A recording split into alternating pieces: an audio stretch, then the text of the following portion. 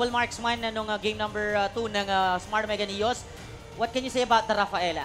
It will really complement the Fredrin. I mean, mas mabilis siyang... Alam naman natin, mabagal maglakad ang Fredrin. Parang ano pa nga, parang nasa fashion show maglakad yan pag normal Nakapamulsa eh. Nakapamulsa.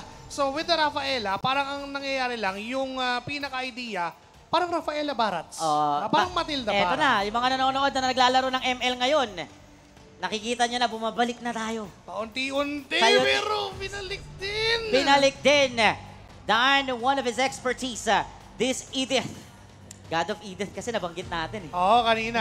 Si Wapol nandyan, si Tito Dan, sabi niya, gamitin ko nga yung ano. Yung Well, Edith. damage-wise and knock-up, pwede niya yung gamitin against the Claude. Nga, wala pa kasi silang knock-up sa lineup nila. So, Knockback meron. kaso hindi ka-cancel yung ano yun. Oo, hindi naman nakaka-cancel masyado yung Blazing Duet doon. Pero, yung added layer ng crowd control, that explains that Edith pick. Even damage. Even damage. So parang, kailangan natin ng crowd control. Pero kailangan din natin ng konting damage pa. Diba? Nasa kanya. The Edith pick for Tito Dan. And going back to the double marksman, the Claude and the Kimi. Napaka-dangerous na ito, lalo na kung hindi mo mahahawakan. Ito yung challenge din sa Edith. Hindi siya yung tipo na madaling makatalon sa backline. Oo. So talagang ang gagawin nila is dadaan sila sa pundasyon na sa kunat nitong dalawang frontline na may heal pa ng Onyx 9 Lives. Pasok tayo sa game number 4 ng Smart Omega Neos versus Onyx 9 Lives lamang. Ang Onyx 9 Lives. Dito sa laban na to, 2-1 ang ating score. 2-1 and palitan, salitan. Oo nga. Ang ating nagiging trend. Yung sumpa ng blue side, magtutuloy-tuloy ba or puputulin to nila Coach Wright? Promising yung Rafaela pick. That's yun yung mga pambaliw natin. Pero hindi na bago sa atin yan. Fredrin Rafaela, wish to have that for, I could say, for multiple seasons ng MPL and MDL. Yung Fredrin na yan. Siguro may 2 seasons na Diba, nakalipas. Then, itong bago ngayon na Lucas, ang pwedeng pumigil pa sa pagbabalik ng meta na yan. Kaya sabi ko nga sa inyo kanina, yung Lucas may capability ding mag-damage sa mga makukunat. Oo, tsaka yung crowd control din naman, meron yung Lucas actually. Ang hirap gumalaw kapag naipit ka ng Lucas sa isang full combo niya kasi nandun yung mga flash step, di ba? Kaya mahirap din for the side of Onyx 9 Lives na bumabad sa Smart Omega Neos kasi burstable. Ba, even yung Povius ay matatakot humarap kapag 2-item Lucas yung kaharap niya. Wala na pag may penetration. Oo, Warax first build tsaka Understrike. Magdadalawang isip din siyang tumalon. Di ba? Infernal Pursuit. So, we're back. Makakabawi ba ang Smart Omega? Ngayon ay lamang na nga ang Wildcats. Momentum, hindi pa natin sure kung clearly na they have it kasi again, pabawi-bawi at pasalit-salit ang mga nananalo dito sa serye. Sala sa init, sala sa lamig din to series na to eh. Uy, ayan na naman. Kami naman, sabi ni Sean. Ganyan na ganyan yung nangyari sa Bill kanina eh. Yung ginagawa mo kanina, abay gagawin ko sa iyo. Pero ginagawa ni Kyurem, siya yung sumasalo. Wag siya yung saktan mo, ako na lang. So, wag kang prinsesa ko. Wag kang prinsesa ko. Wag kang prinsesa ko. Buti na lang talaga, hindi yung Carmilla yung pinili. Oo nga, kasi siyempre, baliktad lang. Pinagtanggol nung ni Carmilla si Cecilio. Oo, pinagtanggol eh. Pero ngayon, kailangan pagtanggol din nila honor ng Smart Omega Neos si West. So far kasi talagang siya yung target ng Onyx 9 Lives. They're killing the playstyle of West as of now. Na dapat activated kagad. And no siya, maaga rin na-activate at nag-snowball. Nung game number 3, sobrang nag-matter si Nosha. Buong game present siya. Ngayon na sinusubukan din niyang iparamdam yung kanyang dominasyon doon sa gold lane. Even though na medyo lamang si West sa damage output, alam din niya na parang... Pwestuhan din kasi pagkalaban ng Moscow. Aangasan ko lang to. Diba? Well, sumobra kasi din sa angas kanina si West. Kung naalala mo yung advantage niya with the Claude. Naka-Master Assassin. Pero na-punish siya nila Kane. So, iniinda niya rin yun for sure na hindi na siya pwedeng mag-agro-agro na lang basta-basta hanggat merong threat ng rotation dito ng Onyx 9 Lives. Si Kane ngayon, compare mo dun sa mga naunang laban, hindi siya yung mabilis na makakaikot sa gold. At saka tinan mo wala yung Rafa. Sama-sama lang Diba? Dikit-dikit kayo dyan. Kami din. Dikit-dikit kami dito. Oo. Diba? Wala nang taguan ng pwesto to. Basta harapan na lang. Harapan ang gustong gawin ngayon ng magkabilang kupunan. Ito na nga yung QB. The Unleashed at the best. Tingnan mo, natunaw ka agad. Si Kane at ang Pagong ay mapupunta doon sa Hufflebeast. Itinulak pa paloob. Doon si Lanzo. Sisika nga lang ang nadapuan nung nicho na lang dito ni Lanzo. Si Kaloy, pinipilit sagipin si Lanzo pero hindi na siya umabot pa. Yun yung sinasabi natin. Mahirap tumapat sa Lucas na nag-transform at naka-ulti dahil hindi ka rin basta-basta gagalaw, mapupunit ka pa dun sa damage. Diba, full, ano na yan full QB form yan tapos naka-Sage mode pa. Ito yung pumalit sa dating Suyu na may crowd control, may disengage, di ba? Tapos may damage. Ngayon na nerf yung magic reduction, magic damage reduction ng Suyu, pumalit ngayon itong si Lucas. Grabe yung effect talaga dito ng Lucas pick. May healing na yan sa likod, Diba? So far though, hindi naman natin masyadong mararamdaman yung holy healing hanggat wala yung plus of the Oasis na may extra shield. At hindi pa kumpleto yung blessings niya for the favor. Lamang talaga, technically, ang Smart Omega Neo sa pag ganong mga eksena. Lalo na yung Kimi rin is nag-iigib ng damage. Si Kane sumubok na pumasok, may ton. Napag kami nag-Gorgeous Pathway na medyo mali yung angulo. Pero okay lang pala ginamit nila. U-turn. U-turn yan.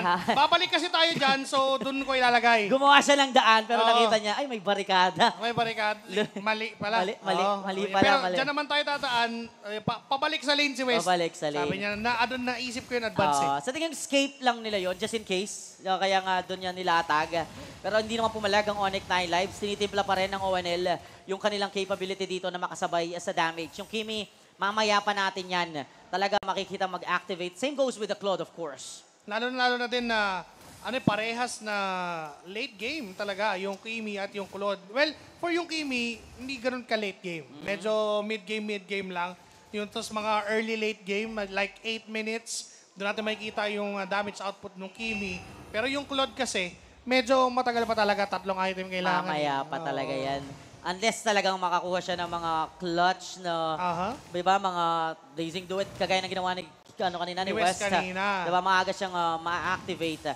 Pero mukhang ibibigay. Hindi, papalag pa rin sila Kane. Nakapasok na sa loob. Dan with the flicker. Onwards, wala siyang tinamaan. At si Kane makakakuha ng Pagong. SOD, darating ba? Ito na nga si West. Sa kanyang mga sibat, sinisibakan mga members ng ONL, pero bigla na wala yung mga pula. Si Dalang nasaktan na todo. At tinamaan pa nga. Doon, etong si West, nakadalawa si Sean. Pero yung atensyon, dadako doon sa may Gedli. Si H2 ang makakakuha ng kill. Pero naroon ang Anghel sa likod ni Kane. At si Kaloy pa ang makakakuha ng kill. 4 ang nalagas sa bagong barangay. Kumulit nga lang si Sean at narasenggan ni Kuya H2O. Pero okay lang naman daw. That's still 4-1 plus the turtle na hawak pa ng Onyx 9 Lives. Yung kaninang tablahan ay muli na namang kinukuha ng Wildcats yung kalamangan. Grabe, mantakin mo, nag-travel pa si Wes. Akala nila, kaya nilang manalo doon sa clash na yun. Pero napakaganda ng posisyon ni Sean. He got the best position on that clash. He got a double. Yes, he was shot down. Pero sabi niya, post-4 pa rin ako. First 5 minutes pa rin, within 5 minutes pa rin to, dapat mas mahalaga pa rin ang jungler. Pagpasok niya, para siyang bida no? Pagpasok niya, sabi, ito yung mga bidang nalilate lang. Nalilate? Pagdating niya, bigla, inuubos niya Kaso nga lang narasenggan dyan ni Kuya H. Medyo kumulit na, medyo malalim na. Masyado na malalim that time, but he got what he want. He got those clutch 2 kills. Diba, yung patay kay West at nga yung trade doon kay H2O. Nakalamangan na that time, etong kupunan ng Onyx 9 Lives. So nararamdaman na natin yung kanilang Great Wall. The sustainability of Lansu and Kane plus the heal of Kaloy. Paano mo papasukin si Sean? And sa tingin ko, naging kalamangan kasi talaga ng Onyx 9 Lives doon kasi na-burn yung flicker ni Dan. Lalong-lalo na kailangan pa niya yun na pang-abot doon sa likuran. Na-burn pa yon on his attempt to get etong si Kane. Si Kane. Isang dash lang ni Kane, wala ko dyan, nakaiwas. And nangyari yun, makapal pa yung buhay ng turtle Oo, di ba? Masyadong maaga siguro, pero now, Mukhang masyadong maaga rin sinisimula ng Onyx 9 Lives and Turtle. Pagkalabas, binanatan agad at si Lanzo yung target ng bagong barangay. Grabe, kinuyod ng barangay itong si Lanzo. Magiging kapalit pa yung pagong. Yes, Sean will take the turtle. Secure yung mga mapapalaman. Traction balls! Na-vacuum yung dalawa. Pero narito na po yung QB. Si Sean ay makakapag-figure out. Kumain ng mga bula si H2O at mapapatakbo. Didikit sila Kane. Eruption popping out. Secure yung mga iiwan mga kaibigan. Pero napapulan ng pangalan ito si Zika. Pero masyadong makunat ang mga members ng Onyx 9 Lives. Secure yung hindi na nakatagal. At napatayan na paslang siya doon ni Kane. Sa kabilang dako, biglang kakaliwa. Makikita doon si Tito Dan. Bigla na naman nagulantang ang bagong barangay. Pag tumatagal yung laban, lumalamang ang Onyx 9 Lives dahil din sa mga heals na bigay, may dash at ton na hindi tatama kay H2O at yung Onyx ay nakuha pa nga din dito ni Sika. Good still naman for bagong barangay. Pero nandun na naman yung angas ng Onyx 9 Lives. We've seen this kind of lineup nung game number 1. Yung back sa Angela Susin, inuulit nila into a different composition with the Fredrin, Rafaela, plus yung Kimi ni Sean. Different formula, same taste. Ganon yung binibigay nila dito, pinapatikim nila sa Smart Omega Neos. Patibayan ng tuhod. And sa ganong klaseng patibayan ng tindig, natatalo talaga ang Smart Omega kasi nauubusan sila. Kagaya nito, ninuubos ka agad ang kabayo. Kyurem goes down. Holy Baptism hindi kumonekta, pero narito na naman yung QB ni H2. Pinutakting Alex ng damage, sabay paulan ng bala. Doon, ninosya, toob ang tatlong miyembro ng bagong barangay. May trade na nakuha doon ng paniki ni Sika, pero hindi yun sapat.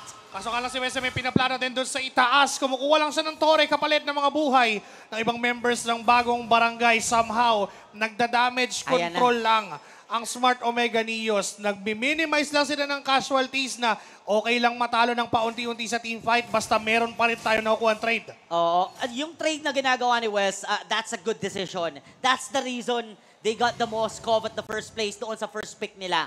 Siya yung magsisilbing daan para makasabay na sa damage etong si Sika. Kasi napapansin nyo, pinapagpag pa rin nila Kane yung damage neto nung kanyang mga panike. Pero ngayon, mapapatagal yung laban. Bandang huli, bagong barangay pa yung nakapag-lord. Hindi na malaya ng Onyx 9 Lives. Galit na galit sila ngayon. Kahit maghahabol, si Dan ang mabuburuhan. Earth Shatter connects with a knock-up. Here comes Lanzu with a trade Dark Wave. And Infernal Pursuit will take the kill. One member out for the Smart Omega Neos. Si Dan na naging kapalit ng Lord na yon at si Nosa pa ay kumuha ng base turret doon sa may bandang gitna. And now, yung ginawa ni Kyurem doon, yung glorious pathway niya, sobrang laking epekto para sa Smart Omega Neos. Imagine, nung nilatag niya yon, akala natin, ay nagkamali ng latag. Hindi, nilagay niya yon pangharang just in case, para hindi umiikot doon at hindi doon tumaan yung Wildcats. Na-burst nila yung Lord, yes, pero ang Onyx 9 Lives ay mainit at galit na galit. Yung kabayo na naman ang kanilang ginawang asintahan doon. Pati si H2O nasaktan sa mga bula doon ni Sean. At papasok ang kupunan ng Onyx 9 Lives kahit hindi sila yung nakakuha ng Lord.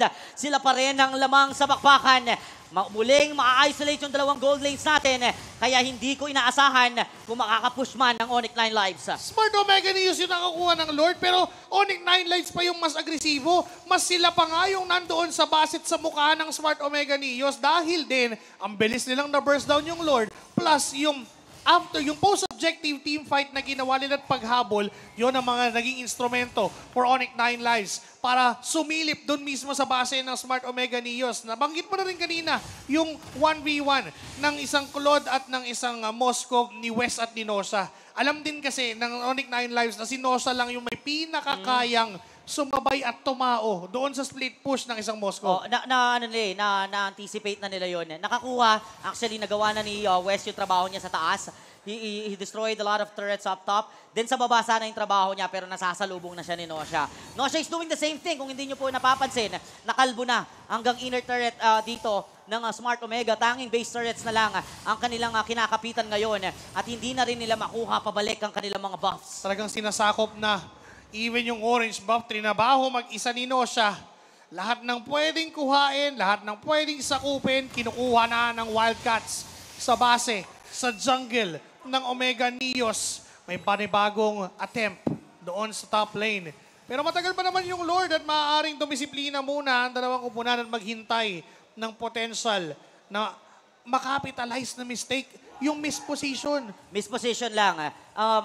one thing is the sustain coming from Kyurem and also dito kay Dan. Kung napapansin nyo, pag nahuli na ka na ng Onyx 9 lives, technically, hindi ganun kataas yung damage output nila. Laging wala si Nosha. Same goes what happened on the game number 1. Dinadaan lang nila sa paunti-unti, pakurot-kurot, at mga crowd control, kaya lagi nilang napapunish si Kyurem. Tsaka pag mas extended yung team fight, automatic, Onyx 9 lives yung kumukuha nung kalamangan. Pero kung burst stun, I must say, for Smart Omega Neos, parang sila dapat yung mag-capitalize doon. Now that the Lord is up. Nakita din naman ni Lansu, si Ganda Kyurem ng at si perfect Dan. Nakita siya. H2O, nakita din naman. No! Biglang iniwanan yung Lord na hinabol na lang si H2O! Hinahabol yung QB, nag-retry na rin kanina si Kane. Hindi Blazing mga bala! bullet! Ni Nosha, naligo ng bala para kay Omega. Si Shory nakadalawa. Tatakbo ng onte ang OMGN. Pero yung kabayo nila, wala namang galawan pa. Triple! For Sean, and it's not yet done. He's got the Maniac. He's eyeing for his Savage. And they will be able to complete it. Si Kaloya kumuha ng last kill. Pero ubos ang bagong barangay. Inagaw pa ni Kaloy yung Savage Nation. Pero sabi niya, pre, okay lang yon kasi kumakatok na kami sa base mismo ng Smart Omega Neos. At ito na ang kanilang match point, ladies and gentlemen. Isang laban para sa huling misyon with the domination game number 4. Onyx 9 lives is just one win away para makatungtong ng finals. The Wildcats are pushing bagong barangay off the cliff. Their backs on the wall. Ladies and gentlemen, ito yung bawing gusto nila. Matagal na kaming di nakakabawi. Pues dito, match point na kami. Grabe yung bawi nila. Kotang-kota na sila sa bawi actually, but they really wanted that finals. And so far, sabi mo nga talagang tinutulak nila unti-unti itong kupunan